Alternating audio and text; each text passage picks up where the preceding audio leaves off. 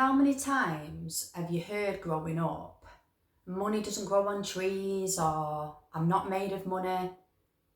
And then how many times have you maybe said it to the people around you and passed on that mindset?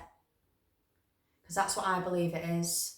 I believe it's a mindset that's been programmed and conditioned and is now rooted in fear, in lack, and in scarcity, as opposed to love, trust, and faith.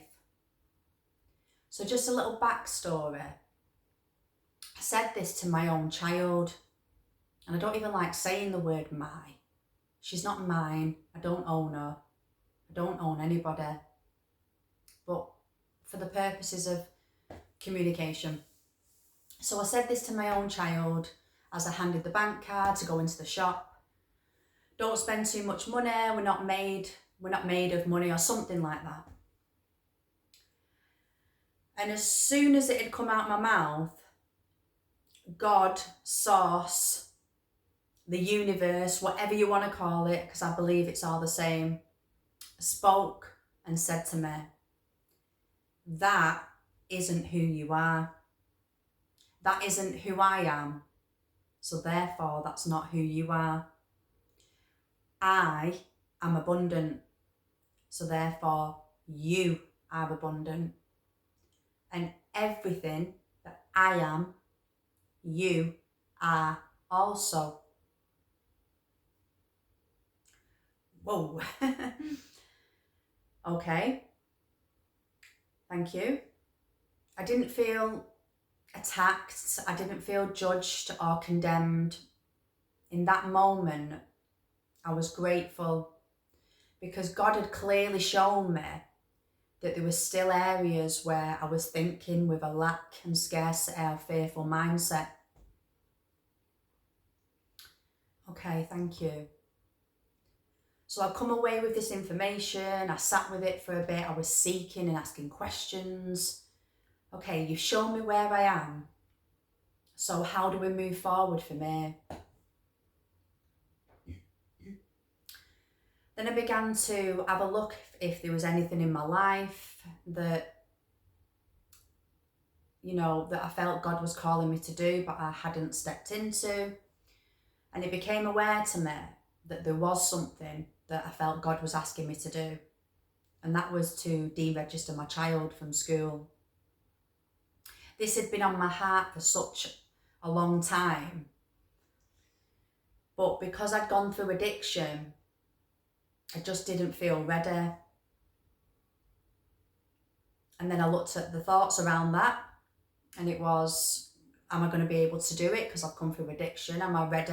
Am I healed enough? What about my finances? Am I going to be able to do that, And I recognised that all of the thoughts that were surrounding that decision, none of them was in faith. They were all fearful thoughts. Okay. So because of that, I made the decision to deregister my child from school. And that's what I did. I listened to the call. I made the bold, courageous move, and I stepped into that. Now with that came some opposition. My parents told me that they didn't want anything to do with me because they disagreed with the decision that I'd made. Okay. But this wasn't my first rodeo. Being the black sheep of the family, it was something that I'd experienced all of my life. And because I'd done so much healing and work around this, it didn't hurt me like it once did. I know that love is not conditional. And I also know that everybody sees through their own lens and has got their own perspective on things. And it's not for me to try and change the mind. It's just for me to remain in my own lane and to keep walking in love. So a few weeks went by and I started noticing fruits of that decision. I watched my child pause. I watched my child reflect. I watched my child take accountability. I watched her set boundaries. I watched her speak up in moments where she could have chose to be fearful. I watched her speak her truth in love. And I began to watch a mindset shift from a fearful based mindset into more of a loving based mindset.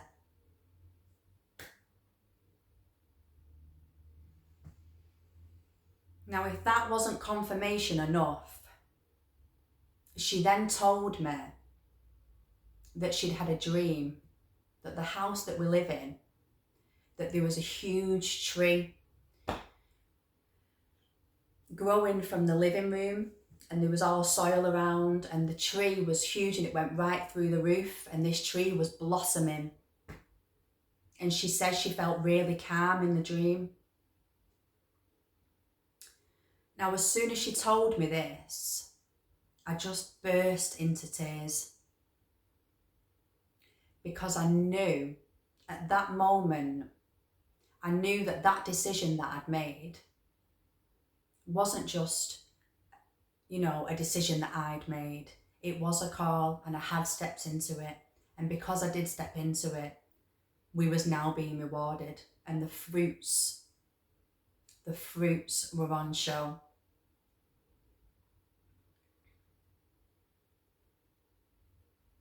You don't have to do what anybody else wants you to do. Ultimately, if you do what they want you to do, then you're living their life and not yours. And we have our own personal relationship with God, with Source, with universe. And everybody's path is unique and their own. Yeah. So don't be afraid of making those decisions that are bold and courageous, because God always rewards the bold. Yeah. Step into your truth and know that you are provided, that you are protected, and that you are guided and supported and loved. Even if on the surface it doesn't look that way. For me, I've recognised that when it looks like everything's falling apart, it usually means that everything is falling together. Anyway, I'm Kate. That's just my name. That's not who I am.